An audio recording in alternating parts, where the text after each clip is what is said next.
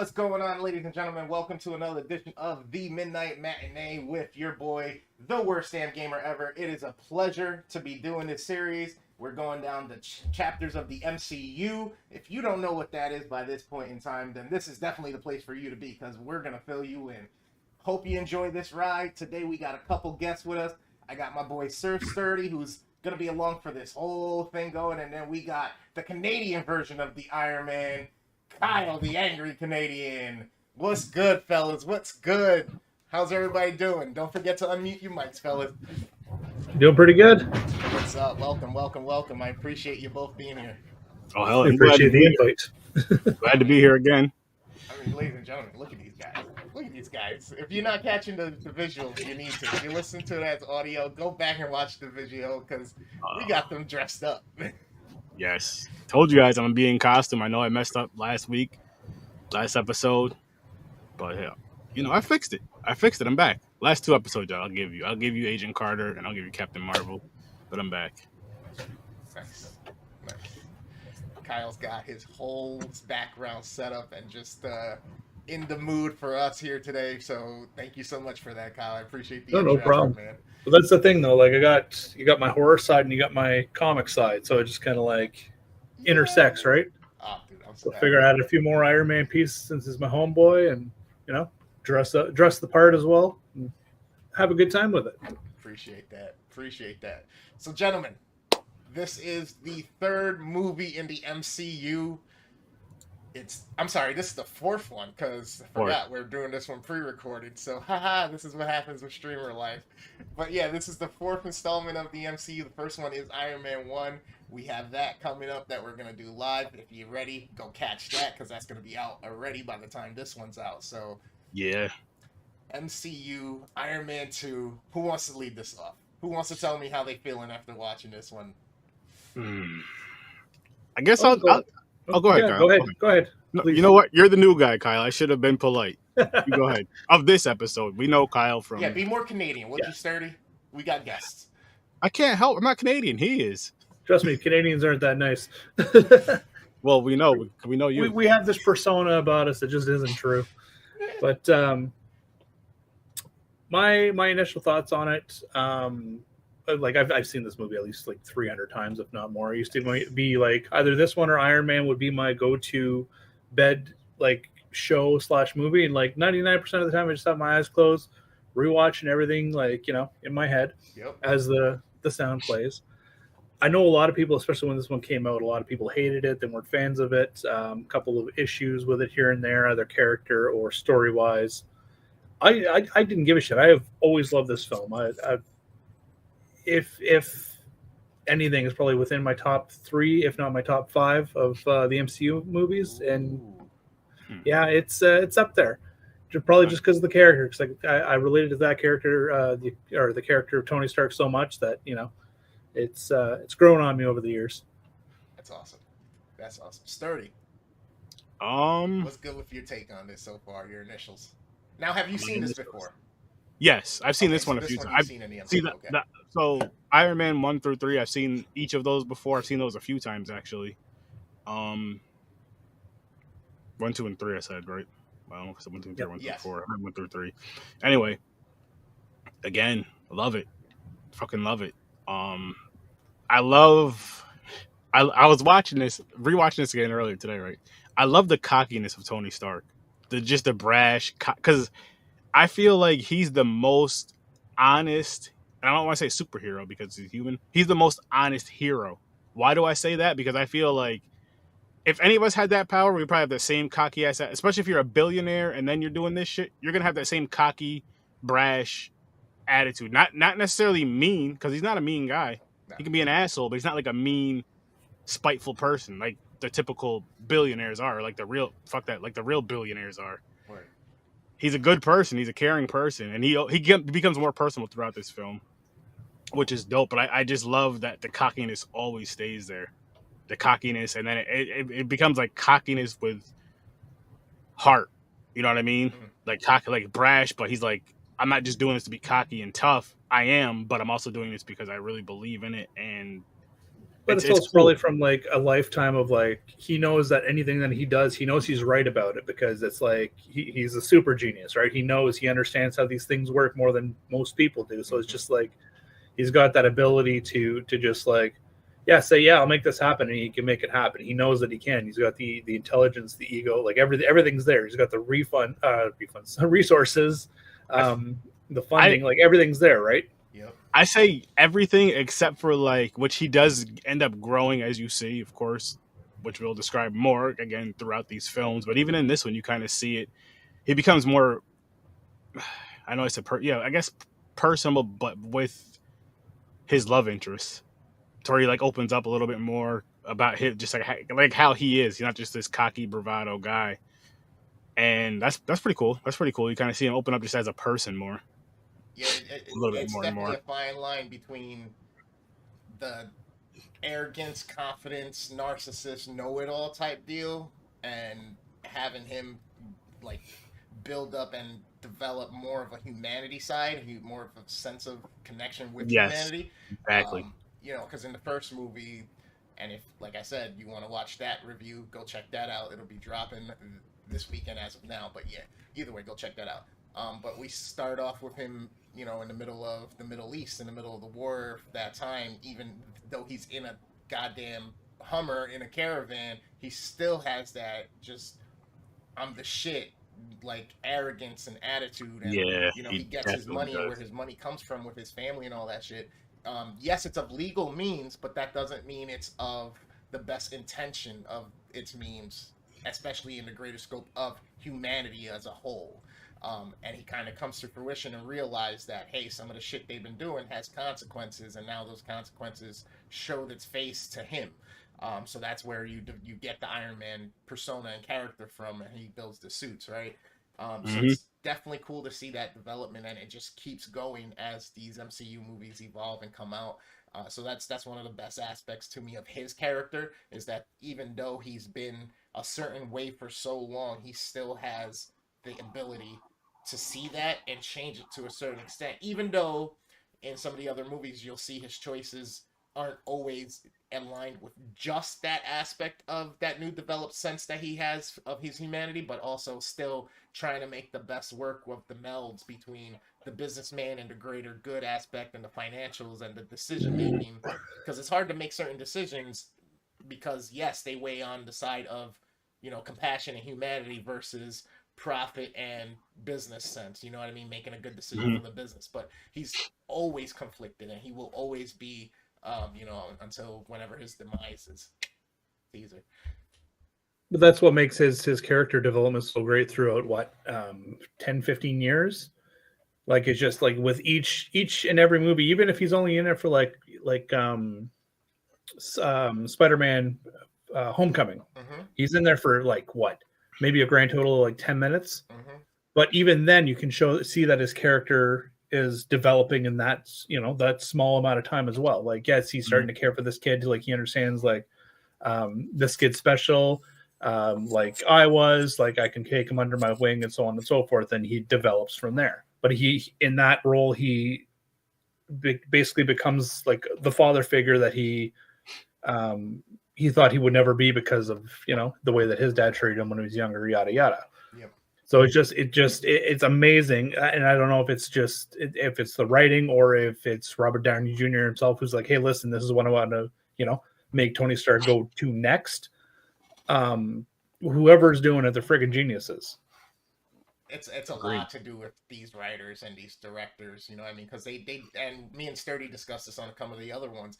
The way they just take these stories, their source material, they stick to it as much as they can. They give it a little bit of the Hollywood flair, but they keep everything so cohesive and so actually like in line with itself. The way the dominoes start to fall. Even like you said, this one has its gripes from the fans or whatnot. There's certain aspects that they didn't agree with, but even so, those writers in Disney were able, and the executive director Kevin Feige were able to make sure that going forward they molded certain things to answer some of those and to group it into where it's now even those issues that people had with it play a role and are part of the whole bigger picture in the grand scheme of everything in the MCU. So kudos to them, man. Oh fuck yeah, they did.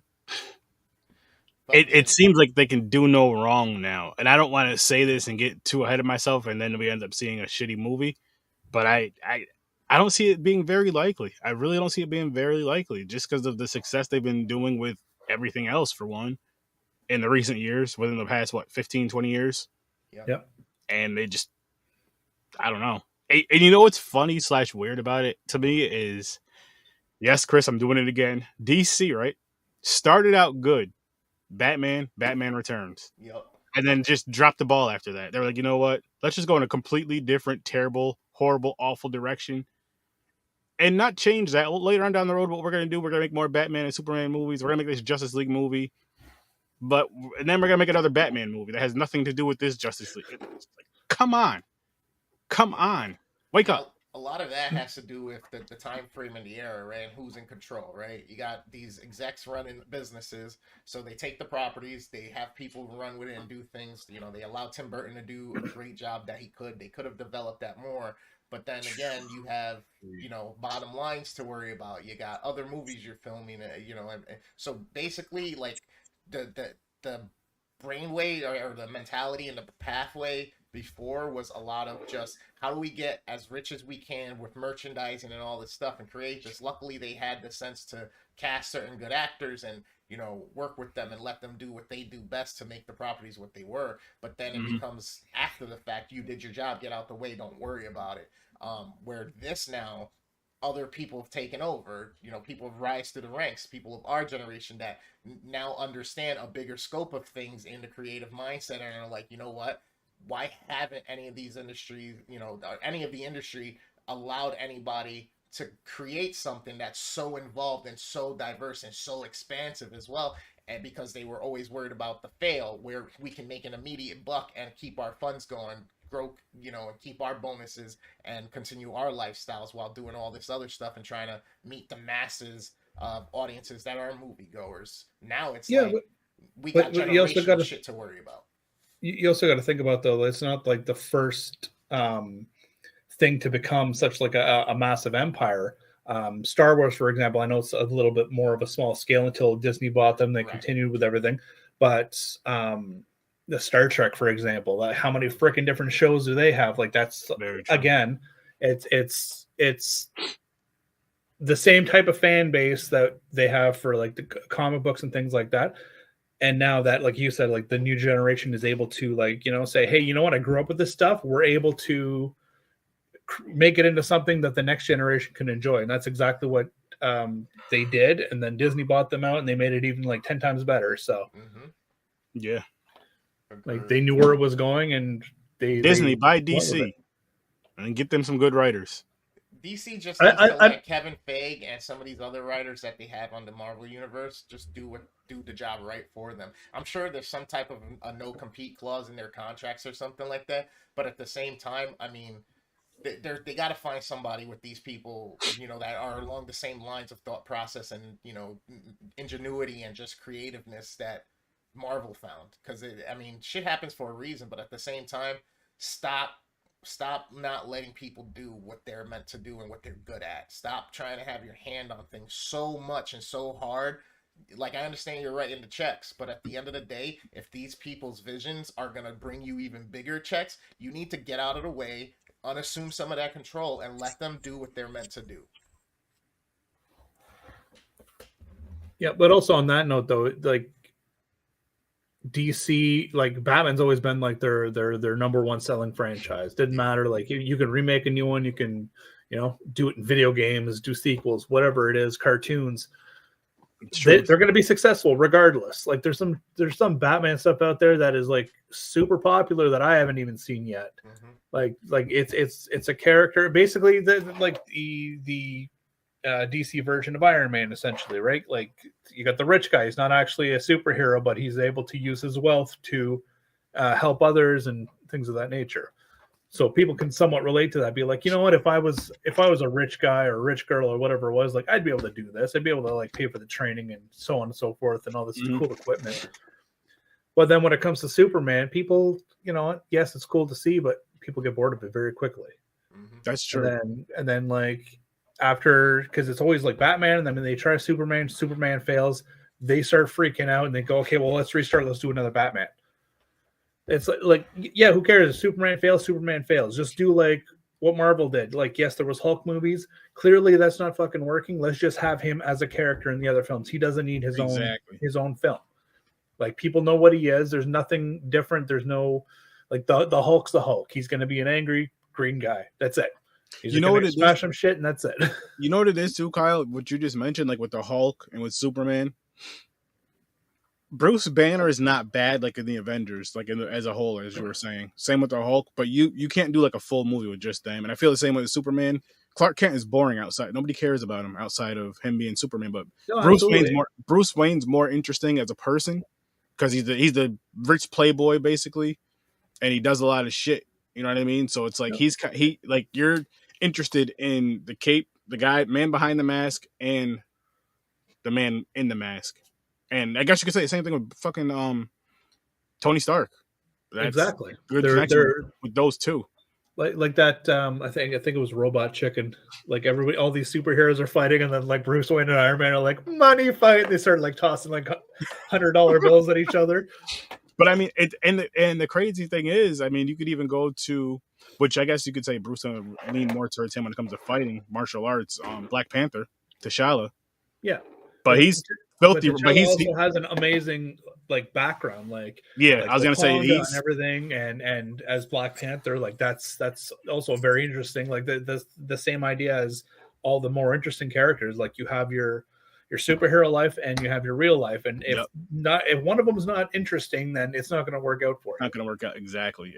And I would beg to say that the only reason Batman and like the Wakanda character, T'Challa, has such an interest is because of their backstories and where they're from. Mm-hmm. Like, Batman has the tragic backstory of his parents dying. He's orphaned. He saw it happen.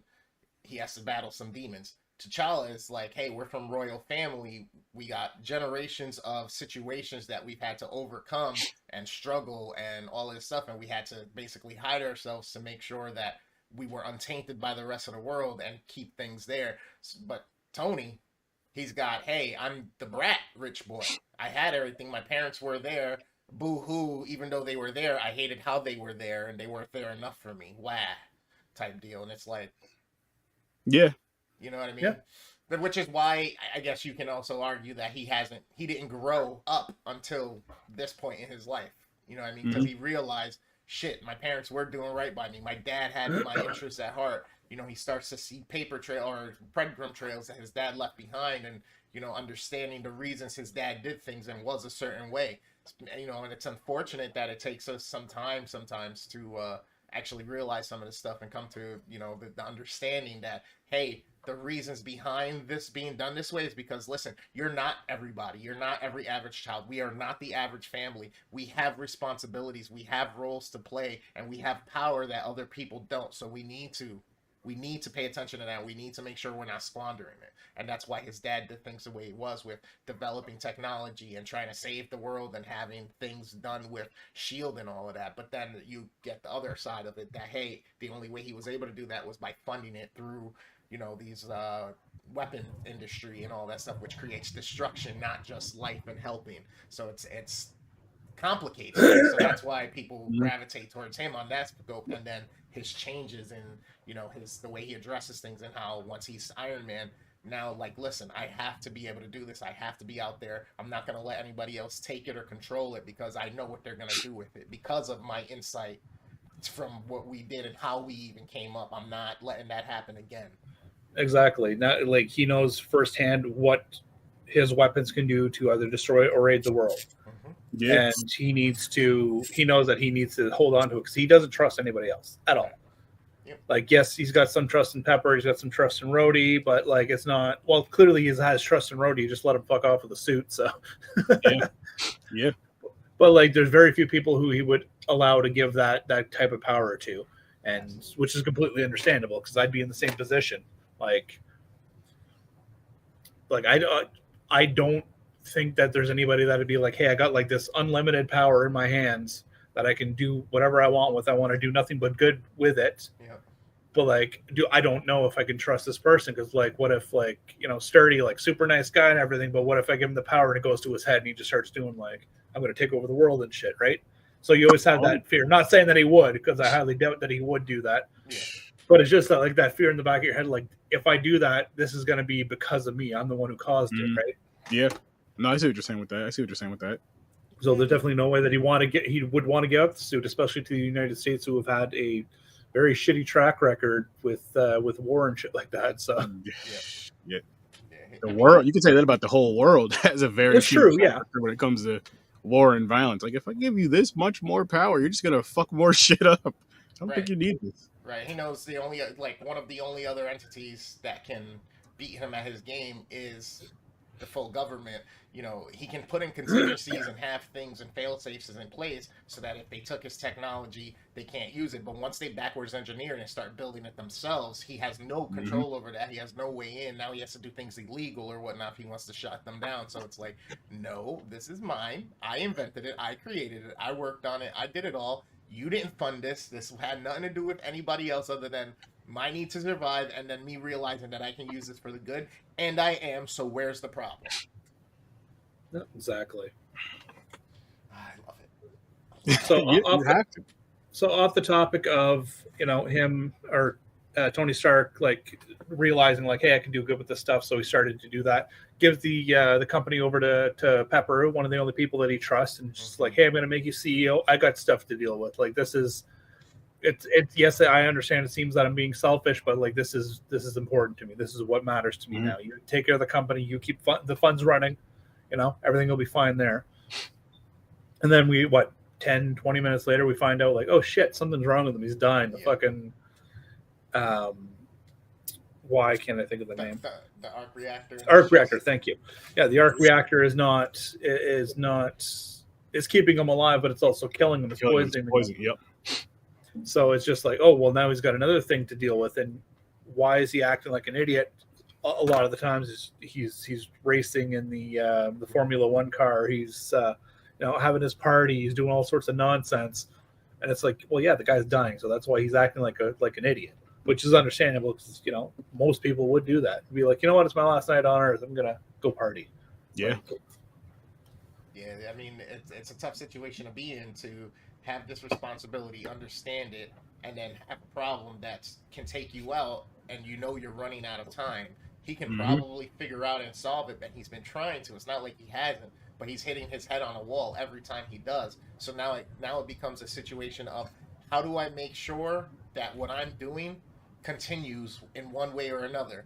I trust Pepper. Pepper, run this thing in the best way you can. Think of me when you're making these decisions.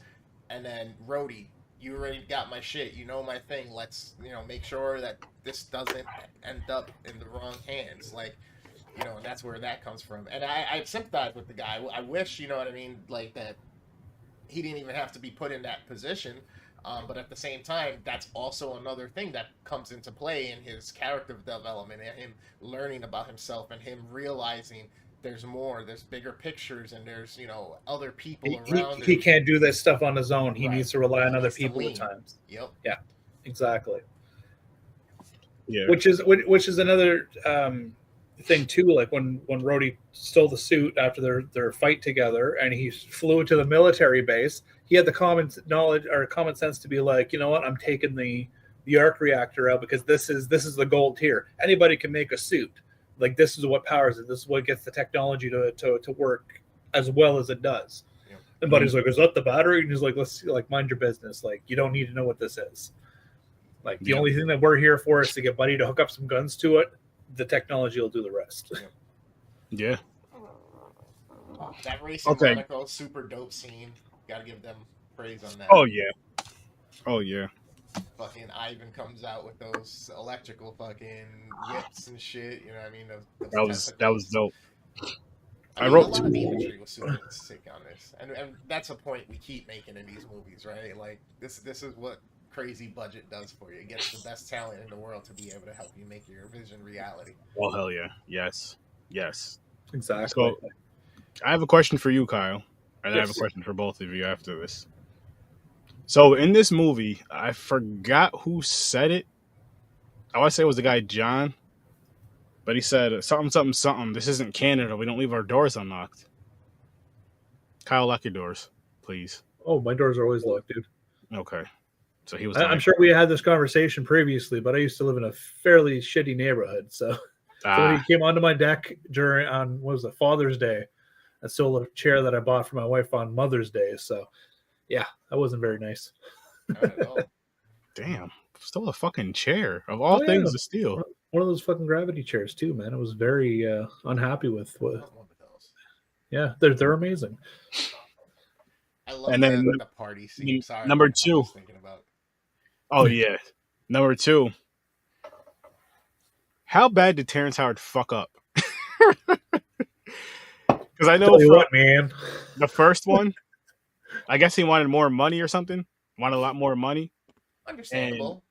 And yes, but I mean, you should see where it's going first. Because look at how many more films he could have been in. So, when we were going through the Captain Marvel one of the tidbits was that, hey, Jude Law, who played young Rog, actually consulted with Robert Downey because he was in Sherlock Holmes or whatnot, but he consulted with him to ask him, like, how do I do this? Like, how do I approach this? And Robert Downey's response was essentially, just do your job. Don't worry about everything. Don't understand it all. Do what you got to do. Play your part, because this is way bigger than anybody can even imagine. And if you want this check and you want to be part of this legacy for life, all we need you to do is do what you got to do, and that's it. Yeah, it's absolutely true. It's like people that are auditioning for the roles in these films. Like I think I saw a clip with Zendaya the other day, and it's just like, hey, like when you audition for the role, how did it go? She's like, I didn't even know I was auditioning for the role. Like they just gave me a script and they told me to act a certain way. I did the audition, and that's it. Like they didn't say what it was for. They didn't say it was for MCU. Like nothing. Like what she had done in the audition had nothing to do with the actual Spider-Man, so she wouldn't know, right? But then you got hired on, you're like, oh fuck, like I'm good enough to be in an MCU film, right on, even though it's technically an offshoot, but still. Yeah, but again though, like it's like, okay, shit, I'm gonna be part of the event. I mean, I'm gonna be a part of this universe. I'm gonna be a part of the Avengers, and give me the role. Like shit, if you guys are accepting me and saying you're hired for the role, I'm not gonna. Because it's just one of those opportunities to where you never know where it's going to take you. Not saying he didn't fuck up, because I don't know what he did with his career. Or, he did a lot of shit, of course. But I don't know financially. Which one? Terrence Howard, because you know how he was the Iron Man. I wasn't sure because Robert Downey Jr. fucked up his career prior to Iron Man 2, if you think about it. So true. Yeah. I mean, but Terrence Howard definitely did screw up, though. He screwed up. He should have just kept his mouth shut and just went with it. But I understand, because that was like that was pre-Disney, essentially. Yeah, it was like when that happened. 2005, I want to say. Yeah.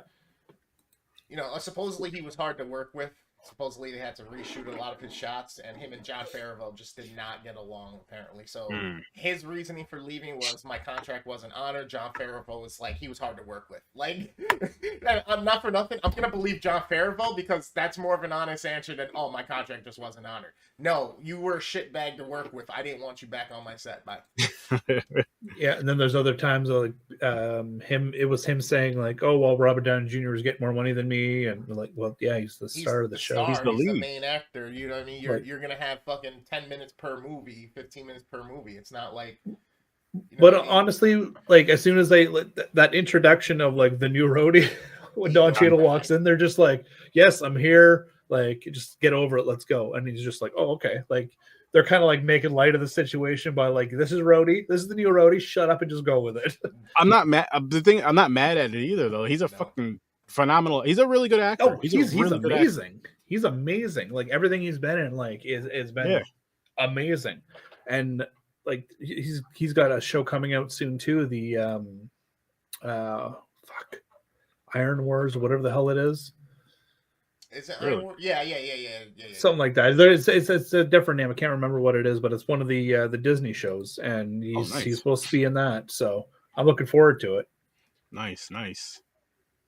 Yeah, Marvel's really kicking ass. And now, you know what else they're doing, though, is they're making these great movies and then doing series that tie in with the movies. Yep. No, And exactly. I you see, just recently finished Loki and Hawkeye. Hawkeye was freaking fantastic. Okay, it was really good. Loki nice. takes a little bit of you following and just making sure you like if you miss something, either go back, rewind the shit. You know what I mean? Figure out where it is. If you haven't Yeah, seen that the Thor movies or Guardians of the Galaxy movies, you need to before you watch fucking Loki. yes and no. Unless if you're paying attention, because he does like the whole flashback of what happened through his Yeah. life. So you don't like if you are stepping into this for the first time, you can still get the gist of like, oh, this guy was a clown before he, Yeah. got here. That's true. Hmm. That's true. See, I love that Marvel allowed certain things like Mickey Rourke when he's playing Whiplash and stuff like that. Details about his character they allowed him to create and whatnot. They basically allowed him to mold the persona and like the actual character himself. Yeah, they gave him the script. They told him what he should, but he's like, hey, I want it to be this Russian thick accented, tattooed. Because it's kind of a contradiction to itself, right? From his appearance to what exactly he is, and he's kind of a genius himself. Yeah, he was taught, but I mean, everybody gets taught. They don't just wake up knowing knowledge, right? So shit like that, his go-to stuff like that, he made sure that they had in, on screen and stuff like that, and they allowed him to build that character that way. So that's kudos to them, because to me, that also made his character more interesting, because if he would have been a geeky scientist type kid or just like some guy who's just big for nothing, makes no sense. Where this guy, he at least gets the feel of like Russian gangster, Russian mafia, with the heart because of his dad or his uncle or whatever, is that, actually helped Howard Stark create the technology for the arc reactor and give that whole backstory. So I thought that was freaking dope as well. Like, they just do so many of these little things that get you more vested into wanting to see what happens and know what happens and where they come from, what they do. And then we get these series that then fill those gaps of the questions you have about, well, what about this? Or so in between here, what's happening or what did happen or how did we get to this point? And they're doing a great job injecting stuff that literally just flows, makes it all flow. Absolutely. It's just genius how they've been able to put all this together and then go back and what was it? Not No Way Home. Far From Home, Spider-Man Far From Home, when they're talking to the one lab guy when Mysterio was like trying to work with him to do something, but he's the lab guy from like the original Iron Man movie who's telling Jebediah Stane or whatever the hell his name is that like we can't do it, and he starts yelling at him. He's like, well, Tony Stark did it with a box of scraps in a cave. But it's just like the fact that they went that far back to get one guy who was pissed off about something to create him into something bigger later on down the road is genius. I love it. Yeah, the way these movies connect is it's almost crazy. It's almost crazy because I'm sure, again, don't quote me, people, because I'm not gonna say I guarantee it, but I'm sure if you pay attention to these movies and watch them a billion times, there's probably a way where each movie connects to each other one way or another in some strange, weird, funny, funky way. Nerds get on it, and I'm a nerd, but I'm not that deep into it. But it's just the way these connect. And I was talking to Chris about this. Actually, the past few episodes, Kyle, I don't think this is ever going to be done again. To where you have, because you can technically call it a franchise, I guess, or universe, whatever you want to call it, to where they knock so many films, and we're just talking just the movies, not even the shows, so many films out of the fucking park. Out of the park. And me and you, big into horror, there's so many horror franchises that we just love, but they're not, you know what I mean? Not every single movie is the greatest. Not every single movie is like, holy shit, this is amazing. Like these ones, like there's nothing that is less than a 7. Exactly. Like, and so some far. Stuff like you think like, oh, they can't top it, they can't get any better than that. And then like something like Shang-Chi comes out and you're like, holy crap, like this is amazing. Like how did why did they wait so long to do this character? But it's just they have like what 10, 20 years ahead, like planned ahead, and then they could kind of tweak things as they go. Like that's how like they know that everything's going to be freaking solid. I was just about to say they have everything planned out. Like, okay, look, we're going to bring out Iron Man first because a lot more people know who Iron Man is than say Shang-Chi. As far as like just the common fan of these, just from the cartoon, just like the common fan like that. maybe not even into the comic books like that.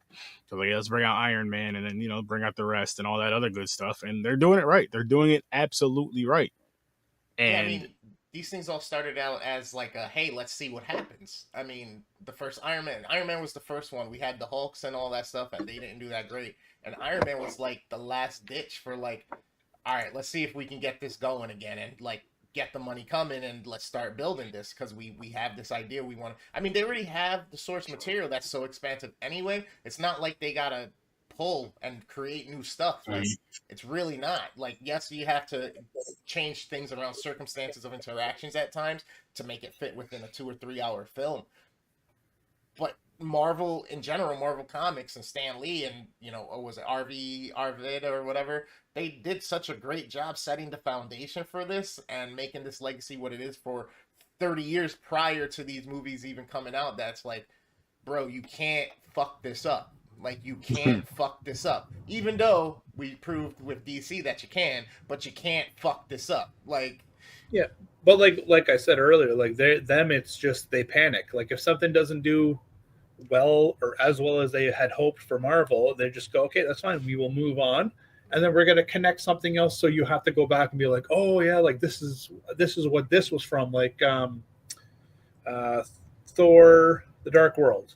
Yeah. Like everybody crapped all over that movie, and then the guys turned around and they went, well, you know what? We're going to make you have to go rewatch it because we're going to have a bunch of stuff in, I think it was not Endgame, but Infinity War, where we're going to have all this stuff that kind of points back to this movie. So this movie is going to be very important now in the timeline because it's got XX and, YZ, whatever that needs to be in this movie in order for things to work. Yeah, and then especially with things being so fresh, like with Iron Man being the first, actual like MCU movie and all that stuff. Like there were still contract things going on. Look, we saw Howard, or what's his name? Terrence Howard, get changed out. But then you have all these other characters that kind of held it down and like made sure their shit was there. Like we almost lost Nick Fury Samuel L. Jackson as Nick Fury, and then they finally, like, the last final hour was like, boom, let's come to an agreement on this. And then at that point, he said, I'm not doing this unless you guys lock me in for the next 9 movies.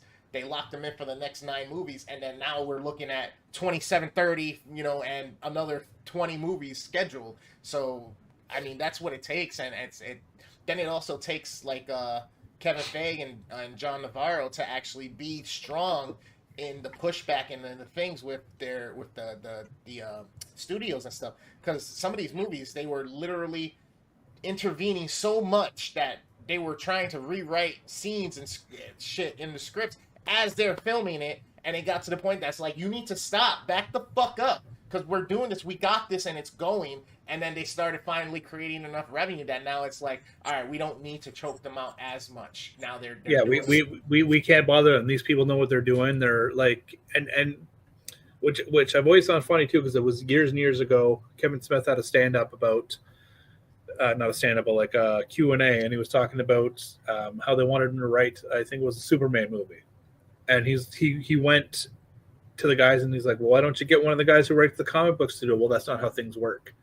Well, now that's how things are being done, and guess what? They're frickin' successful because of it. Yes. You get the people that are not only writing the current source material, but have a vast knowledge of the previous history. Like, they've read everything from back in the to the 60s or whatever, like the random superheroes that they're working with came out.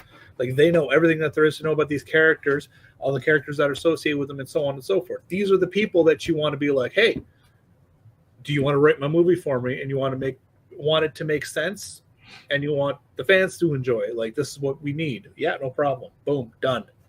Dope. And that makes sense, though. You're getting people that not only, like you said, have a lot of familiarity with it, with writing currently, but are also passionate about it. Because you're not going to spend years and years and years of your life of something you're not passionate about. Exactly. And the source material is so...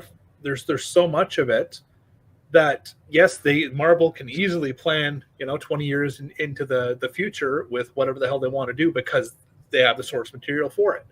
And like I said, you can go back, you can tweak things as you go, just to kind of like figure out what you want to do and where you want it to go, or based on something that happened in a previous movie, but like the outline's there.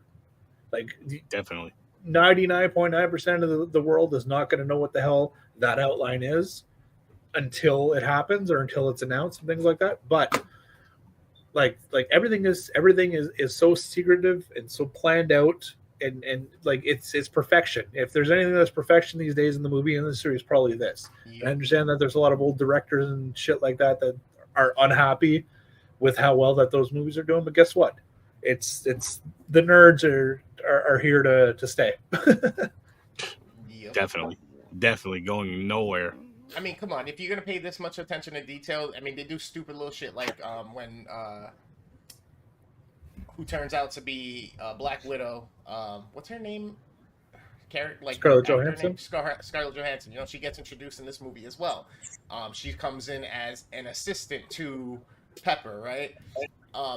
Tony asked her, you know, he said he wants one when he saw how badass she was and like her demeanor or whatever, right? And then when Tony asks her, hey, when he finds out that's her, do you even speak Spanish? What she says to him, like, Latin. you got to pick up on it, yeah, or speak Latin. She comes out and says, like, phalluses stunt. The fuck did she say? Something phalluses stunt something species or whatever. And I think the translation of that is things aren't what they seem, or things are deceptive, or something like that, or appearance of things are deceptive, which alludes to her not even being who she really is. And if you don't catch that, you're not paying attention, you're just gonna be like even more shocked later. That's like, but if you did catch it, you're like, wait, the fuck did she just say?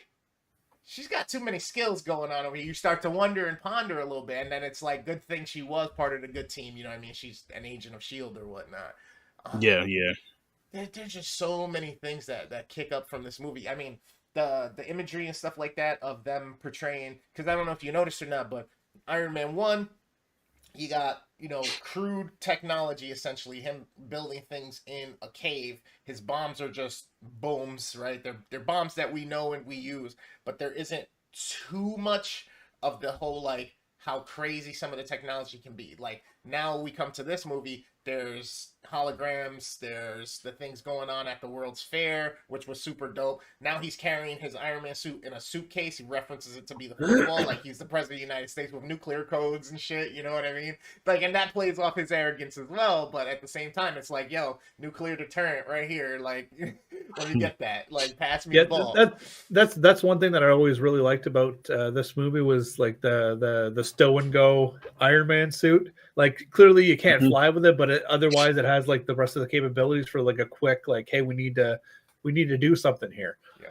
So, like, I've always enjoyed that. I know a lot of people hated it. It's like, well, that's kind of stupid. Why would you have the suit in a briefcase? Well, look at him now. Like, he's got the nanotech. He just goes like this, and guess what? Boom. Yes, he had a bracelet initially, and the next coming movies that he figures out to use. There's always an adaptation. There's always an evolving factor to it. Exactly. All the different marks for his for the different suits, right? How can you hate that or be mad at that? I think it's fucking dope. And again, it goes back to, it advances every single movie. Like you guys just said, it advances, it gets better to the point of, I'm just like, holy shit, I want one of them damn suits.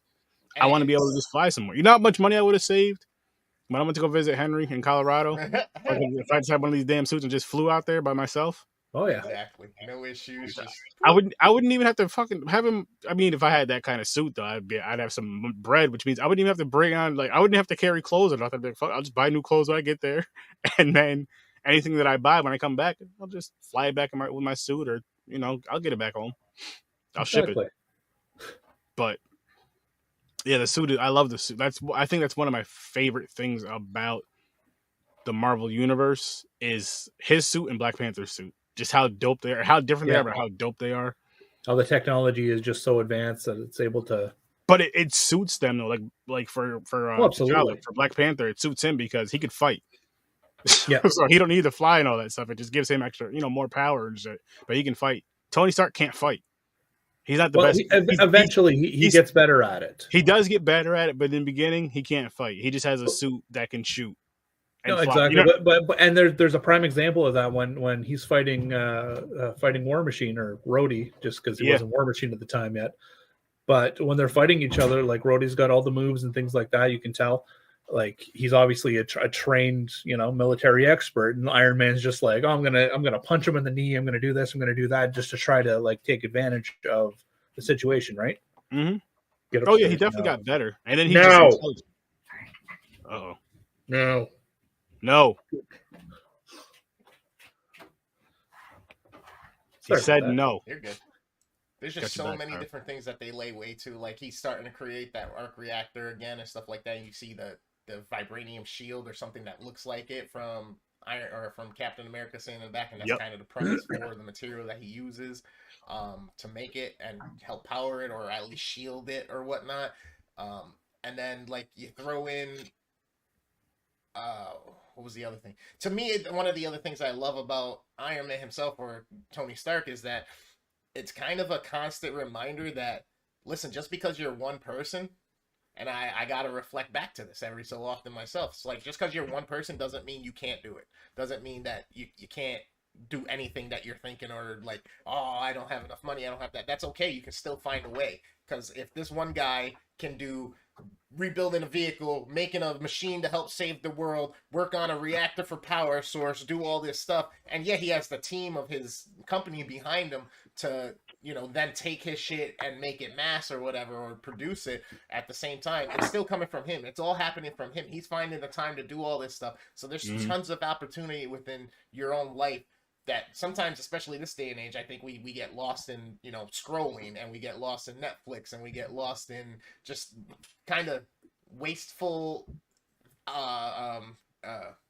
Entertainment. well, yeah, or wasteful I guess entertainment. I don't consider it wasteful, because then it'd be like, well, shut this off and go do something productive that helps the country or the world. You know what I mean? But at the same time, it's just wasteful activities that, yeah, we need escapes and we need to be able to do stuff. But if there's things that you're passionate about, if there's things that is on your mind, then just go and do it. Take some time out of your day to start the process and then go back to the process. Continue to get onto that process till it's done, whether it takes you, 5 years, 10 years, 3 years, a week, whatever it is, a day. If you can bang the shit out, you got something that you can do, or you think you should do or need to do, then do it. Like podcasting, gaming, like it's not things that are, life changing in the aspect of, hey, the world's going to be a better place because I just made this podcast and we're getting out there and talking about this film. But at the same time, this also then allows somebody to decompress perhaps for an hour, or while they're in tune in their activity that they're doing that's so meaningful to them, they got this going on while they're thinking about it. You know what I mean? So I got something to say about push that, pull, though. But you Who's to gotta say- keep doing shit. Who's to say that's not going to make a world a better place? Hear me out. No, And the reason why I absolutely. say- It might help with people's temperaments and stuff like that, Exactly. and allow them to Because- reevaluate certain things, because or see different at the same perspectives. time, and I'll use all of us as an example, as streamers, instead of streaming and doing this just to have fun, you could say decompressing, whatever you want to call it, just having fun, a getaway, just enjoy it, making friends. Like, we all met each other because of streaming. Right. At the end of the day, it's just like, you could be out at the same time. We could all be out doing dumb shit. We could all be out fucking fighting, drinking, drugging, doing dumb shit, and just causing havoc, which is bad to the world. But we're here doing something, sitting around talking about something like this, nerding out, geeking out, having a good time. Exactly. And- We're having a positive conversation about something we all enjoy. Which is Like, a good thing. Absolutely. And there's So other people that's that why are I out don't wanna be there- misconstrued. I just want to say, Exactly. hey, like, we appreciate you watching and listening. We appreciate you subscribing. But Oh, hell yeah. also understand there's a world out there. There's shit going on. If you can help those situations, or you can make your life better by doing something, we appreciate you coming for these moments and these opportunities to get these perspectives or these outlooks, so that you're not just focused on just that and you take a break. But just remember, there's more stuff than just scrolling yeah. and just watching things Absolutely. aimlessly that have no point. Because it doesn't matter how many times you watch something motivational. It doesn't matter how many times you watch something that inspires you. If you're not going to actually go get up and take action and do something, then you are just wasting your time. I see what you mean by that. Go with your passions, but maybe your passion is doing something like this. Maybe something like this Absolutely. inspires you. Don't just be the consumer. Go and create. Yeah, creating's fun. Creating is very, very fun. Just figure out what it is you want to create. Doesn't have to be something like this. Can be. There's But always only something you know. that, like we have to watch Hamilton for tonight's podcast, which, ladies and gentlemen, tonight 9 p.m. on the Z Network, on YouTube, on Facebook, on not Instagram, This is Twitter. not going to be live, remember? Well, No. yeah. That show's going to be a while That's back. right. That's right. So Yes. 2 weeks or last week's episode of Popcorn and Pints at 9 p.m. on Saturday. Good call. 2 weeks. No, you're right. 2 weeks. But here, I'll just make it easier. Every night or every Saturday, 9:00 Eastern time, which will be before this show. Yeah. It'll be 3 hours before this show starts. Check out Popcorn and Pints on the Z Network. Yep. Everywhere you can see this show, for the most part, you can see Popcorn and Pints, and you're gonna have a great time. And also check out Horror Stuff Story on Tuesdays and Thursdays and whatever time that fool puts out content, you want to see it because he does shit like this. You know what? I just realized. I'm looking at Sturdy's background here, and I'm like, I got the suit without the helmet. Yep. You should have just put an eye patch on. He could have been freaking Nick Fury. I wanted Fury. But... Let me see what they got. But yeah, with that being said, folks, about the other podcast you can go and watch if you're into that. Basically, we had to watch Hamilton for that, and one of the messages, that kept sticking out to me about Alexander Hamilton is the guy just had to keep writing. He just had so much shit on his mind, and he knew he could make so much of a difference if he didn't stop writing, and he just had to keep doing what he had to do. He sacrificed a ton. He's made mistakes. He's in his personal life and all that, but he made sure that what he was meant to do, he was doing. He made sure that he knew his skill was with a pen, and he had to just keep using that pen and have to keep writing like time was running out. Because inevitably, we all make that realization that, God, we are running out of time every single day. We don't know what days are given to us and which ones they're going to take us away. We don't know what instances and situations we're going to be in. We could be potting right now. A plane can come crash through my door. This is done over. Somebody put this out at the end, but either way, you still got to keep doing what you got to do, and you got to keep pushing and keep moving and keep using your skills to help things be better. Nice. Definitely. Completely agree with you. Nice. Had to change it up a little bit. Patchy sturdy. Iron sturdy.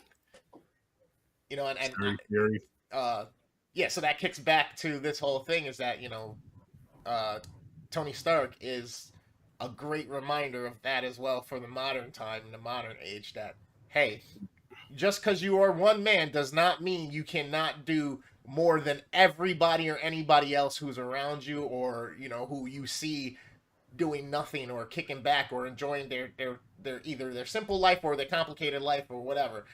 But either way, where do you fall in it?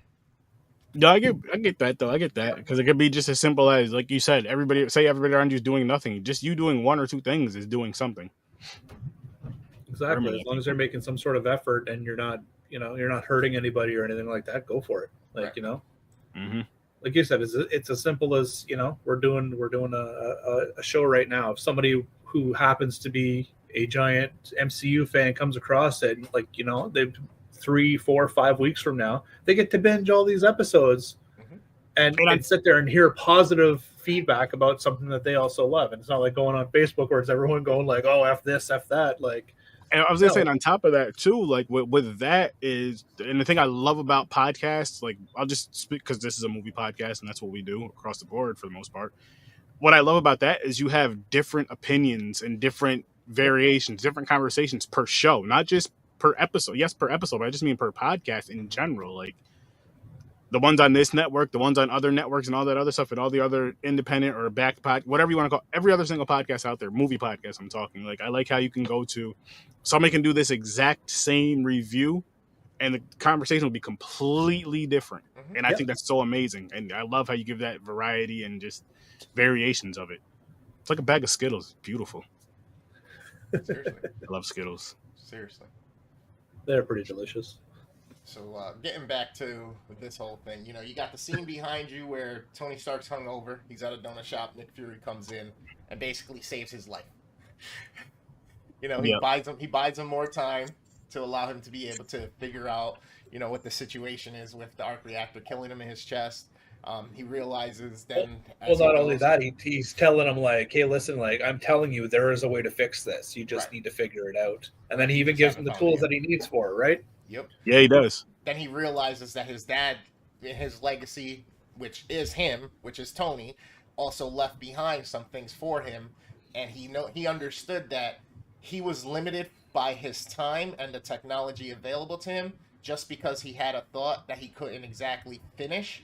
doesn't mean that it can never be done. So even though you start Exactly. something now, doesn't mean someone else can't carry it and finish it for you or make it even better and change it. You know, and it's cool to see the generation have to come in, take the idea, take it over, find the clues that are left behind, because unfortunately hmm they had a broken relationship to a certain extent. They couldn't have those conversations where if Howard was able to just talk to Tony openly and Tony Oh, talked shit, to his father gross. openly without the bitterness and the anger and all that stuff, then he could have understood more of his path and his reason for being and his gifts earlier on, and some of this stuff could have been offset. Some of these things may have caused effects or certain situations to arise and have effects earlier than later, where they are now, or cause a whole nother role in time and everything that goes on with their stories and all that.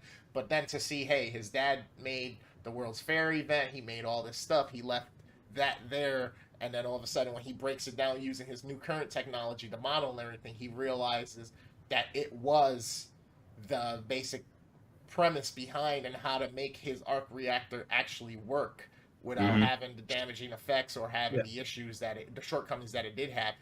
And it was a blueprint for him to follow later, more so than him being having an ego and building, you know, the small city or the future, the city of the future, and all that stuff for his own personal interest or his family's personal interest or legacy. Yeah. There was a greater scope to why he did all of that.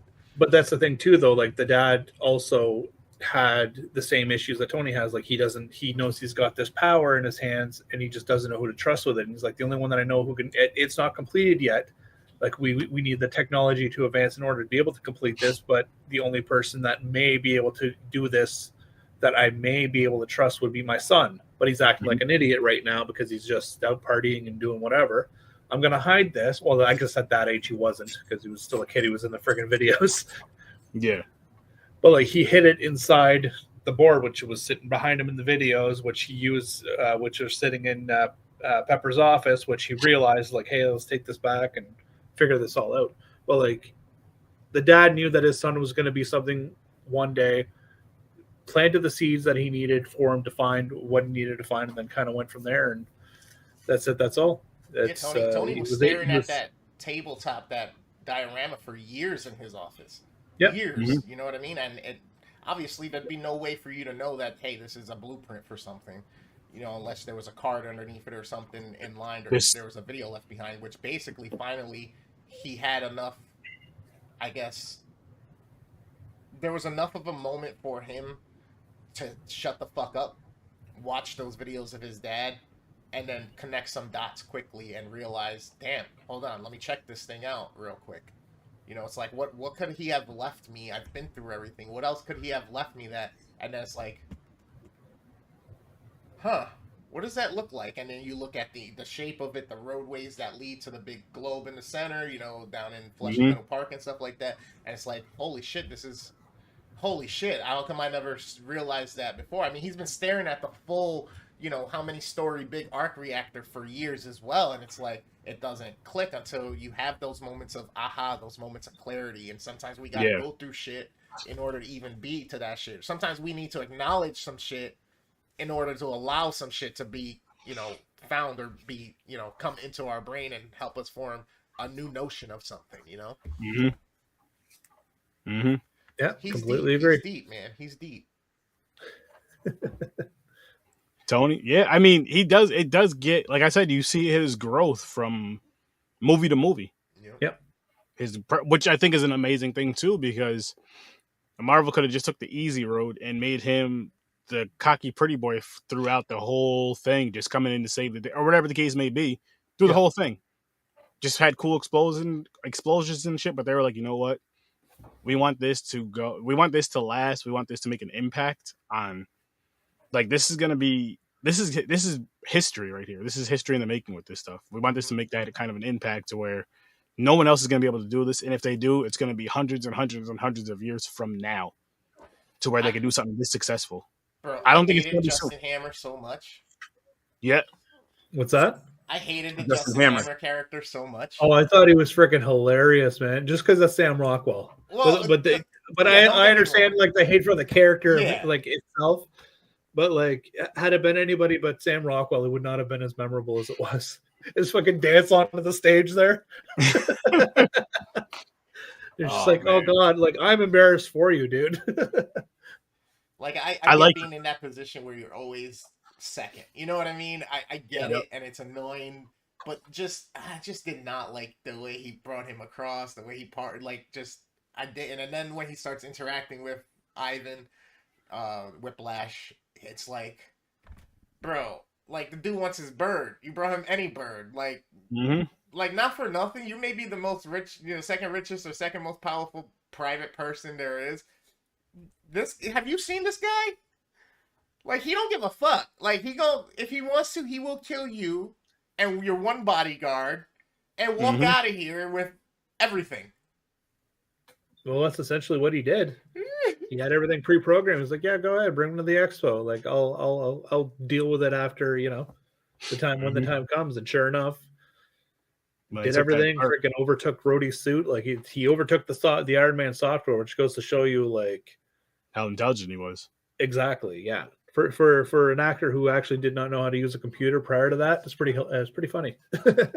That's awesome. I didn't even know that. Yeah, he Yeah. was not technologically inclined all that much. That was one of his issues with the character. It was like it was his toughest thing. He said was trying to portray someone who actually knew what they were doing with computers. I like that. I do like going back to earlier in the conversation how I believe Chris, you said it about, or maybe Kyle, I don't remember which one of you two said it about this character, Whiplash, how instead of it being, a nerdy looking guy, scientist that just evil for whatever reason because he's jealous of Tony, whatever, you have this brute, this tough looking guy, tattoos and all that shit, was smart as shit, and you don't expect him to be as smart as he is because of his look. And he still shows that he's like, listen, you can give me all this money, you can give me what I want, but at the end of the day, I'm still running shit. Yes, you're paying me, but I'm running this shit. Like I'm the fucking top dog here, and you can't do anything about it. I'm the brains. I know exactly what's Right. going on, what You needs to need be me. done. Like, But what makes him dangerous is because, well, for one, he doesn't give a shit. He's the brains and the brute and the villain. So it's like usually, you have the brain, the evil. Usually when it's evil, usually the brain, somebody weak, scrawny, weak, and they're in something to make themselves stronger or whatever. Batman, Man Bat, the Man Bat character, just so on and so forth with other characters. And this guy's like the brute and the brains and wants to be on the front lines to tear shit up. Yeah. Yeah, he's what people fear most, right? Someone who isn't just gonna be lurking, someone who's actually in your face with the shit, right? Mm-hmm.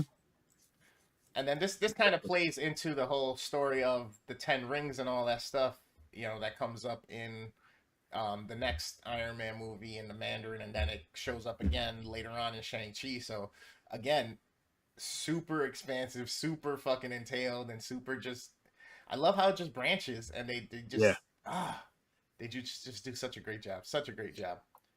Like I almost wish I could get my hands on the scripts to these things because I would love to read through them. You know what I mean? I would love to read through it like Oh a my novel gosh. instead of just watch it. You know what I mean? This is definitely stories and books that I would love to read through. Now, I know we had the guaranteed you comic they're out there books. somewhere. I know we had the comic books and stuff like that, and those weekly editions or monthly editions, but for this to be one whole book to form the imagery in your mind and all that stuff, and then they always add other things that aren't in the movies because a book will take fucking 5 to 10 hours to read, depending on how long it is or whatever, versus 2 or 3 hours to watch, or longer to read, but still, it's these are these. Yeah, they're available online. That's awesome. I'm gonna have to go look for them. Gotta have to go Really? look for them. Yeah. Are they expensive? Are they cheap? Because I'm cheap, Kyle. Well, it is free, cheap enough for you. Yeah. Well, then there you go. You're good to go. After the whole plan unfolds with the new robots that Ivan made for what you call that. From then on out in the movie, I guess that's the climax part, right? What do you guys feel about how it all kind of started to rise and end? I enjoyed it. Oh, go ahead, Kyle. So sorry. As it was rising, like you see Black Widow start to take form, like the actual Black Widow character, not the Natasha Romanoff. She starts like kicking everyone's ass while Happy's like sitting there boxing the one guy for like 10 minutes. I She's got like, him. just take, Turns yeah, I got around, him. there's Looks fucking like 8 of them. guys are laying around. I think in the original one, I think there was like some guy was like had like a noose around him or something. He's just kind of like hanging there like this. Oh shit! I think they had since taken it out. I could be wrong, and it could be another movie, but I'm pretty sure it was this one.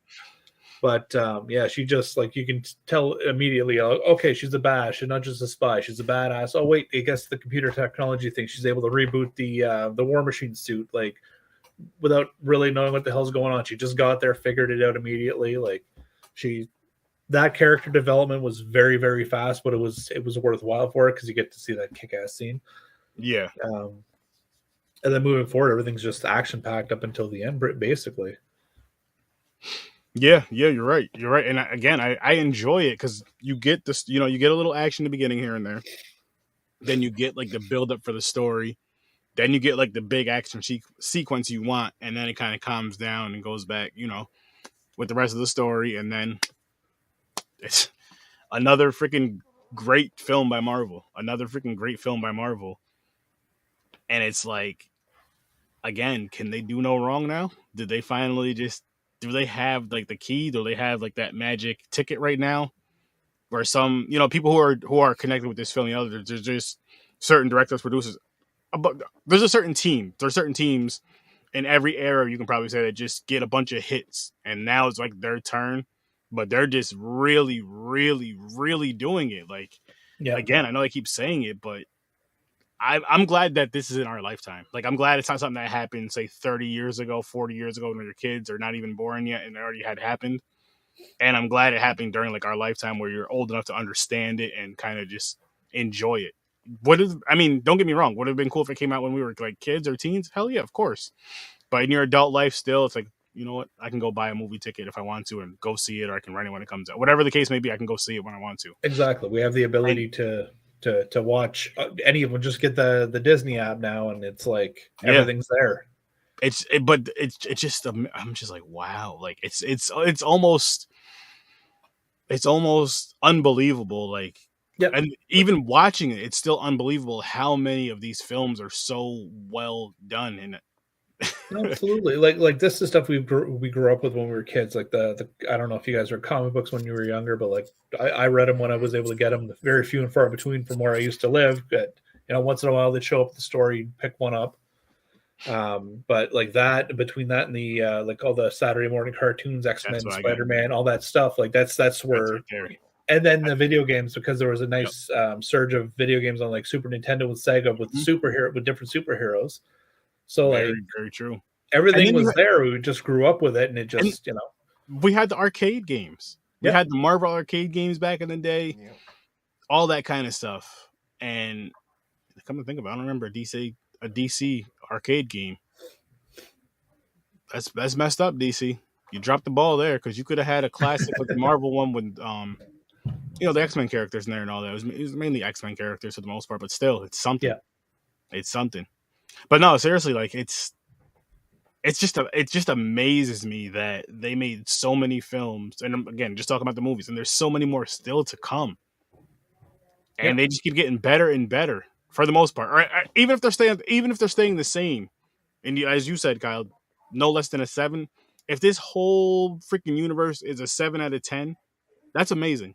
That is amazing. That's like you're talking TV shows, you're talking movies. Disney series, the shorts. Yeah, if you want to add all that, like everything, like that is just like it's nuts. It's absolutely nuts. But the fact that they're able to keep such a solid stream of entertainment with everything making sense and intertwining with like all the other shows and movies and whatnot.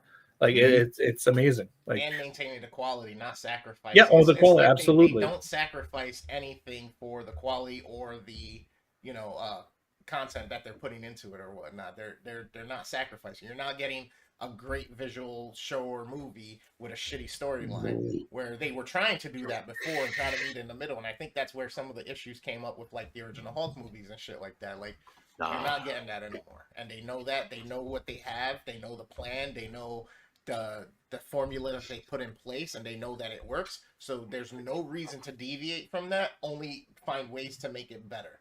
And But, they know if they think they're doing something to make it better, but then it has another kind of effect to it that could make it worse or won't be as well received, they're like, nope, we're good on that. You're right.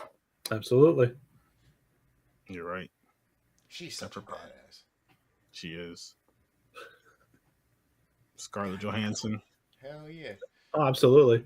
Well, that's why, like, I was praising what she was doing earlier. Like the just that one scene alone, you can tell, like, oh, this is the character that needs to like stick around. Like, they're going to be worthwhile. It's not just a pretty face, right? It's somebody who has the skill, has the intelligence, like all this stuff. And it was a damn shame that it took so long for her to get her own movie. Like, yeah, I agree. Yeah. Which turned out to be another fantastic movie as well, and especially the fact that they kind of had to be like do like a passing of the torch of like from the one Black Widow to the new Black Widow. Even the new Black Widow, I think she's absolutely freaking hilarious. Her and the female Hawkeye, like Nice. there's just their dynamic together is just amazing. They even play off of it on the Hawkeye show. Yeah. Nice. Like they're fighting each other, and the Kate Bishop goes to the new Black Widow, like you need to stop doing that. She's like, what? She's like, you're making me like you too much. Like we're in the middle of fighting each other. You did this really cool flip thing. Like, how did you do that? like it's ridiculous. But like, okay, well, I want to see more with these two in it now. Mm-hmm. They know Marvel knows what they're doing. Though they do that, and then boom, they're now they're in a full length feature film and all this other shit. Now they're a part of the Avengers film. They know what they're doing. They throw things out there as like, we know this is going to be good, but we're still going to throw it out as like kind of bait for these people. And if they really love it, we'll bring it back even bigger. If they don't really love it, we'll just keep it as a show form or a one film. But if they love it, if they fucking like, they come out in droves, not only that for the opening night, but they keep coming out weeks and weeks and weeks after. And then when it comes out on Disney Plus or whatever, they're streaming the shit out of it. Yeah, we're going to make something completely bigger. We have this idea right here.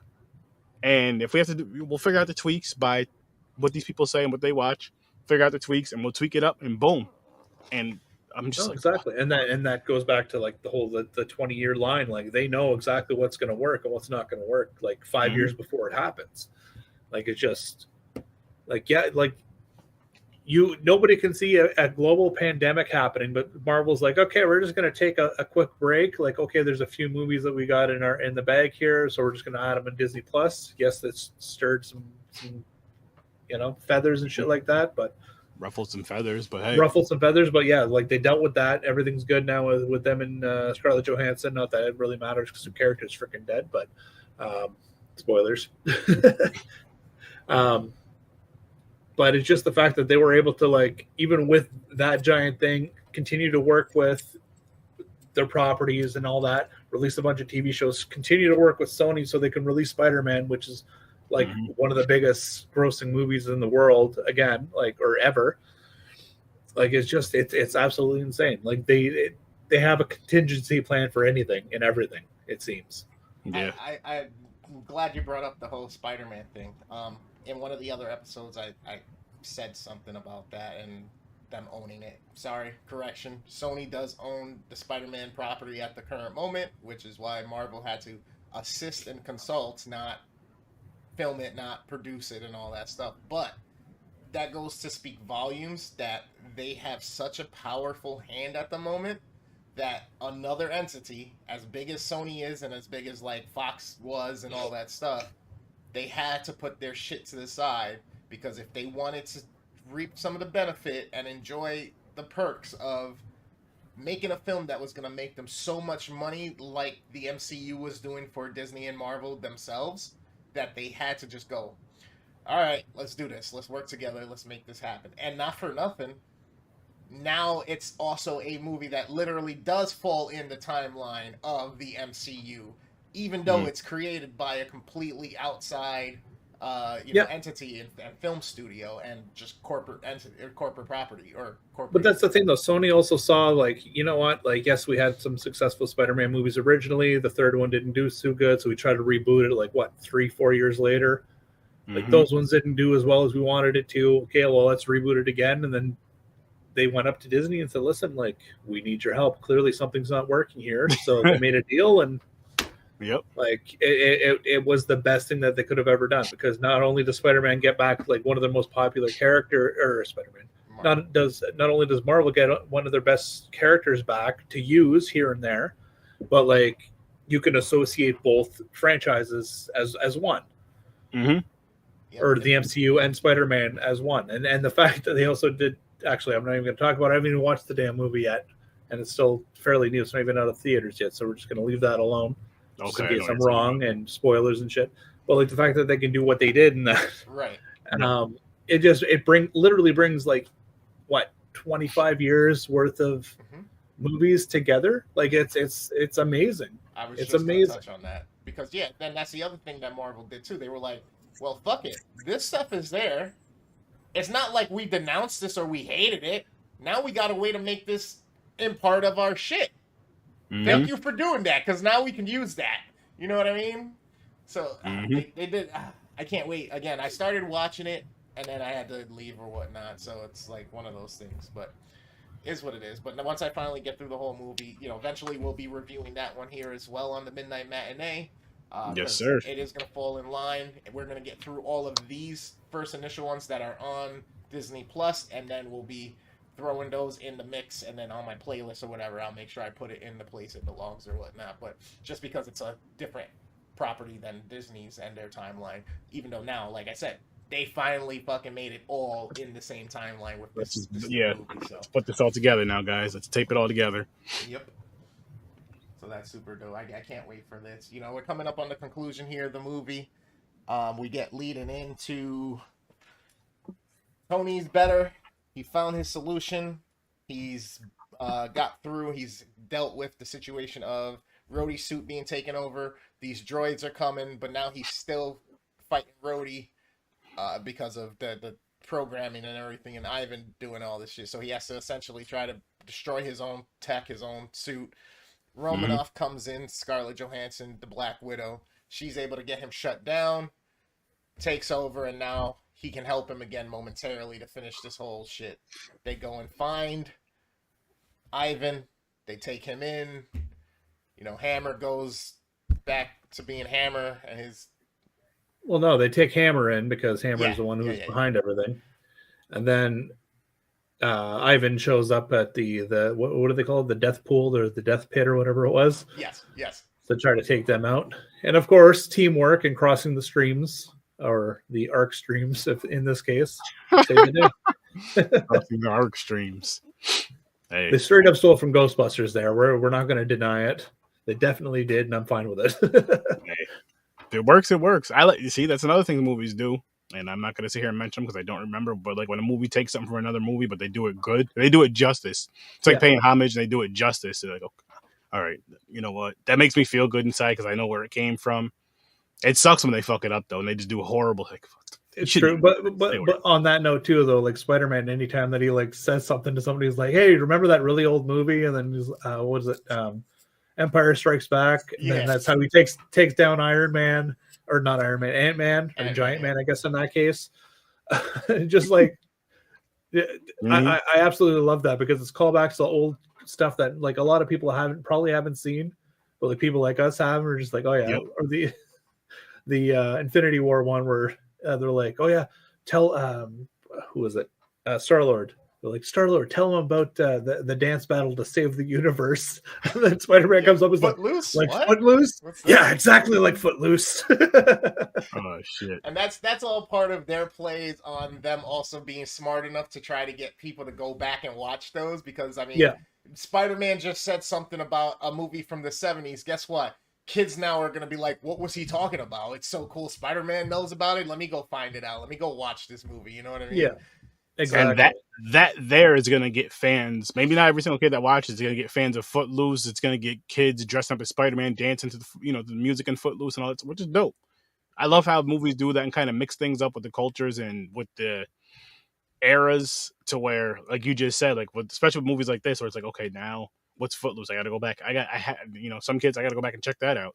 Hey, Mom, Dad, what's Footloose? And then there's those parents who are just like, I was waiting for this fucking moment. Now I can claim you as my child. Takes out the VHS. Let's go. You are about to watch Kevin Bacon Shake it.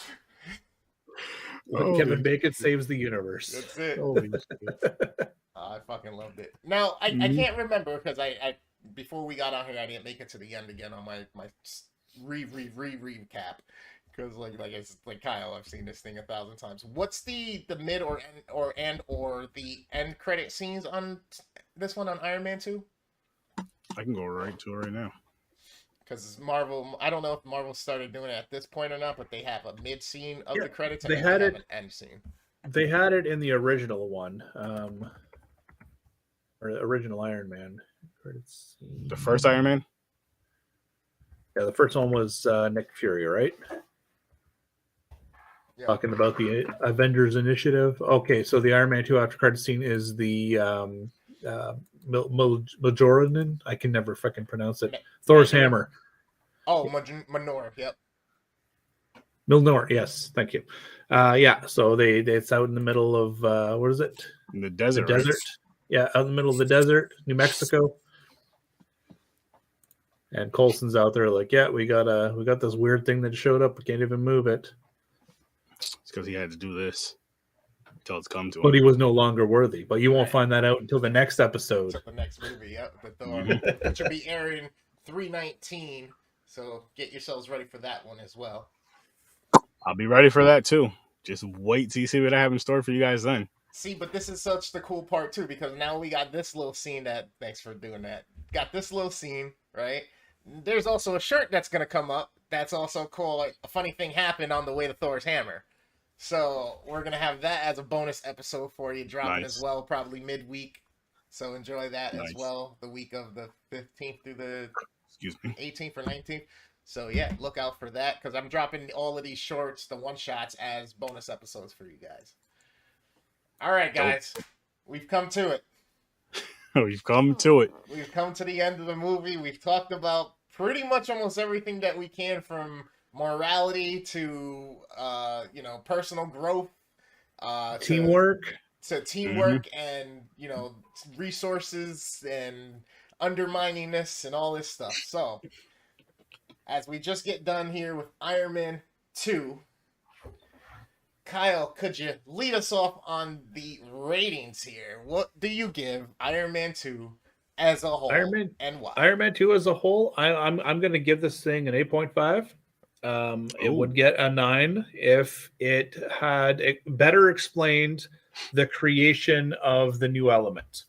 It went from, that's the only thing that I have a little bit of an issue with, because it goes, okay, well, hey, we already figured it out. Well, it can't be created. Okay, not a problem. I'll create it, because he's got that ego, that confidence. And he just starts setting up this whole thing where he's able to create this new element using old elements. And it's like, well, a little bit more of an explanation of that would have helped. But other than that, 8.5, absolutely love this. I watch it all the time. I used to watch it all the time. Probably going to continue to watch it all the time. Okay. Sturdy Bones. Sturdy Fury. Sturdy Bones is over there. He's asleep. 8. Another 8 for me. Okay. Another freaking 8 for me. And this started with Captain America. It went on to Agent Carter, Captain Marvel, and now Iron Man. So that's all 8s across the board for me again. It's just the way that these movies are told, the way that they start and finish. They start with, they kind of have a little bit of action in the beginning, some of them. Then they have the story in the mid part of it. And then towards the middle/end, you get some more action, some more like really action you really want to see. Then you get more of the story. But I just love how, again, with Tony Stark, you just love he has a fun personality. Again, if Iron Man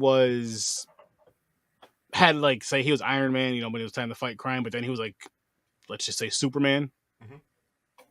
As far as not, the Superman type of personality, was just kind of boring, kind of just doing your job. Then that, like Iron Man has weaknesses. He is his own weakness. Yeah.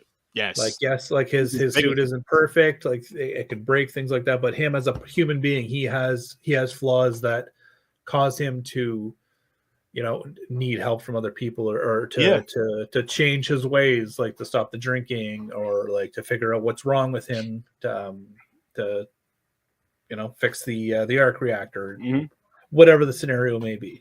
Like, Yeah, this is again, this movie for me is a definite 8, and I'm hoping that this just stays along this ride. I mean, yeah, if they get better, cool, but if they stay at 8 for me, I'm very freaking satisfied with that. Very freaking satisfied. Sounds good. I'm jumping in on this one here. I'm very torn. I'm very torn between a 8 and a 9, for the simple fact of what Kyle pointed out, that the answer to his problem that was the whole movie came a little too quickly. Even though we know that he was working on it, he was trying to figure it out. So he's already got trial and error part down, and Mhm. he uses the technology that he has at this point when he makes those realizations. But I still feel like it just came way too quick and easy. But then the other aspect of this, why I'm torn on giving it a 9, is because I think this is probably, for me, one of the most pivotal points in the development of the Avenger team and Shield's interaction with that, and where it all comes from. Even though they allude to it in Captain America, and I mean he's a product of Shield, right? Then you get Captain Marvel, where she interacts with Shield and becomes allied with Shield. But then now we have the aspect of, after that end scene where he comes to the notion that he puts together the proposal for the Avenger Initiative and team, to fast forwarding him being running Shield, and also making Iron Man this new pivotal point, including the story of Black Widow and her entry coming in. Mhm. To me, this is where the major glue starts to be put in the Starts middle to- to Yep. have everything start to stick. Yeah, you start putting all your characters together. You know that Thor's coming with the And then post that's credit the other scene. thing. You get the out credit scene, and it's like, fuck. Like, if you don't know what the hammer is, you just never followed any type of comic books in Mhm. the No, past or exactly. anything like But that. that's the thing too, though. Like sometimes that'll happen where you kind of get the post credit scene. You're just like, I didn't 100% understand that, because you either didn't know the source material or that specific character, whatever it is that they're alluding to. But the second you jump online, somebody's already got the answer for you, and they're super excited for it. You get excited for it. Like, everything's there. Yep. Like the fandom as a whole is just like incredibly happy to be able to have this like in the palm of their hands. Absolutely. Absolutely. So that's why I'm torn on the 8 or the 9. I upped my score on Captain Marvel to the 9 after talking about the review. But I think I'm split the difference with you, Kyle. I'm going to make this one an 8.5. Is it fair to say that Marvel is pretty much showing, they're giving you the blueprint for here on out for tons of other movies that could be made, not just in the MCU, but their storytelling is top notch. Their cinematography's top notch, lighting and all this stuff. I mean, the talent, even getting people who are not at the top of their game or top of their radar come in to take characters Mhm. like Captain Marvel. Chris Evans was in a bunch of stuff, but he wasn't the biggest known actor either. Coming into Captain America. Mhm. Yes, you got supporting stuff where it looks like he's going to be supporting Samuel L. Jackson. He would be a supporting actor, but he later then turns out to be one of the biggest reasons and needs for this, shit to keep evolving and pushing. And then as we go through the series, you'll see how that takes a step back as well to more focus on a few other things and the dynamic between, the struggles of ego and all that stuff. But yeah, I think I'm gonna split the difference on this with that 8.5. But they're just doing a great job, and honestly, filmmakers need to take note. Like, this is how you tell an elaborate story. This is how you keep things engaging. This is how you keep things visually pleasing, and this is how you make sure that people for time to come are going to refer back to you and use you. And honestly, I would say it's arguably a reference for filmmakers at this point. You can't you just can't deny it. Yeah, you could be like, well, it doesn't have this element or this element, if you want to get all artsy about things and break it down to the nitty gritty. But for the masses that these movies are being produced for, they got it on lock. Yep, Definitely. absolutely. Definitely freaking like hands down, they got it on lock, and I want to see more. I can't wait to see more. I mean, I know I'm going to because we're reviewing all of it. I can't wait to see more, and I'm excited for this. I'm excited for this freaking journey.